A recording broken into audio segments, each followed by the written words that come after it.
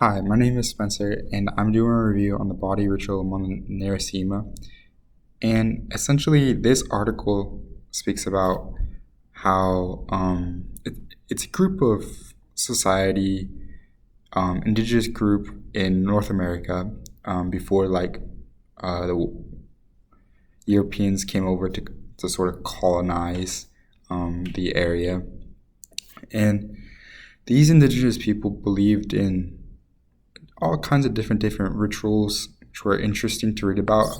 They personally believe that like the body, for example, was like not very naturally pretty, and they did different types of rituals to sort of cleanse themselves away from believing that the body is a great thing. And they believe, like for example, like our mouths are our greatest enemy, which can be true, can be very true. And so the article does a great job of like depicting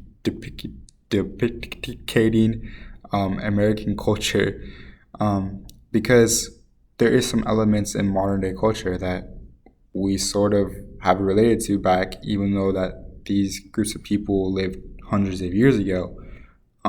So, like for example, culture today, like I'm Italian, so our communication skills are a lot different to American culture. For example, we're a lot more passionate and we're a lot more affectionate in terms of like physical touch. There's a lot more hugging and like hand holding and kissing in our culture.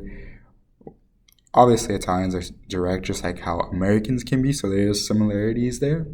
But at the same time, Americans do tend to be a little bit more kind of reserved back in terms of their own space, whereas Italians are a lot more in your space. Um, and so, of course, there is some similarities and differences between these different types of cultures. So, like the over history, these rituals have changed over time. So, as we have become more globalized in terms of us moving, groups of people moving across the world. Um, our cultures are kind of mixing together, and we're kind of becoming more of a melting pot than we ever have before. So these traditions or these cultures are becoming a lot more common and a lot more almost as one instead of all these smaller entities over time. And so there's been a lot more like taking from one culture and then mixing into another, and then taking some of that positive parts of one particular culture and not taking the negatives to another one. It's sort of like mixing between the two. So I think that's somewhat interesting because of again globalization and people moving across the world.